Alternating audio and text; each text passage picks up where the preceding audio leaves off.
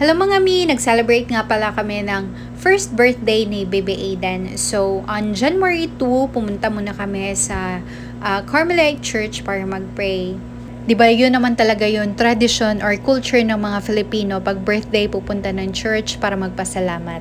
So by the way, nag-celebrate kami sa Ocean Pearl. Yun pa din sa birthday ni Kuya Ethan, the same venue. Thankful talaga ako sa mga suppliers ko, especially sa mga souvenirs, at saka cakes, at saka yung Hay nako, loading na naman. Yung decoration. So, very satisfied ako kasi nakamura ako sa decoration. Naghahanap talaga ako ng murang decoration. But, of course, yung maganda talaga naman, 'di ba? Actually, nasasayangan talaga ako mag-spend more on decoration kasi hindi siya practical na mag-spend more. So, okay na yung 3,000. By the way, sobrang nagpapasalamat ako sa family and friends na pumunta at nag-celebrate sa birthday ng anak namin.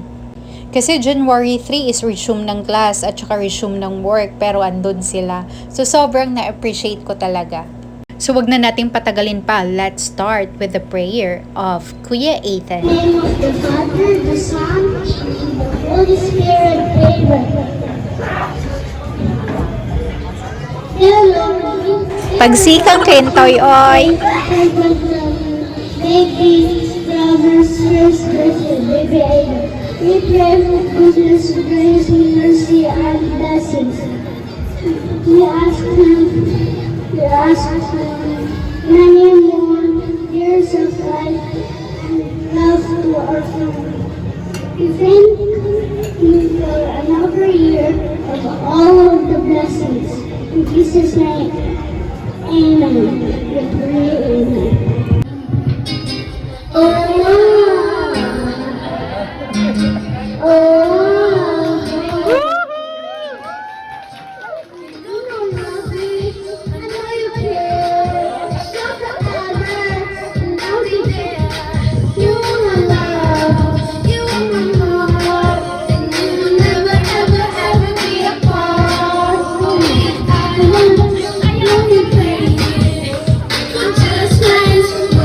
O, diba? Naka-indak pa si Wonder Mama.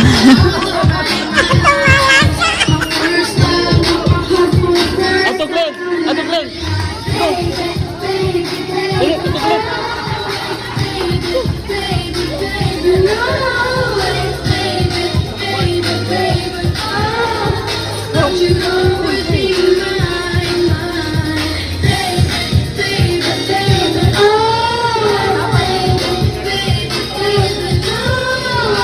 O, diba? Ang galing kumanta ni Kuya Ethan. Baby by Justin Bieber. So now, let's proceed to the fun games while inaantay yung lechon. Kasi yung lechon talaga ang pinaka-importante sa lahat. Yung kubal ng lechon. So, first is yung mga kids muna yung nagpa-games kami, and then tsaka yung mga adults. So, after the games, yun na. Naabot na ang lechon. So, time to eat. Ito ang pinaka-iintay talaga lang. Ito yung pinakaiintay ng lahat, yung pagkain, yung lamon, 'di ba? Pag birthday, yung lechon, ang sarap ng crispy ng skin ng lechon. We call it kubal in Cebu. Cebu ka dyan? Bisaya, oy, kubal, not Cebu the place. So, the next day after, nag-check out kami. Siguro mga before 12 noon. So, wala nang natirang ulam kasi medyo madami talaga kaming bisita. At saka, yung iba pinamigay na din. So, pumunta kami ng Jollibee. Doon na lang kami nag-lunch.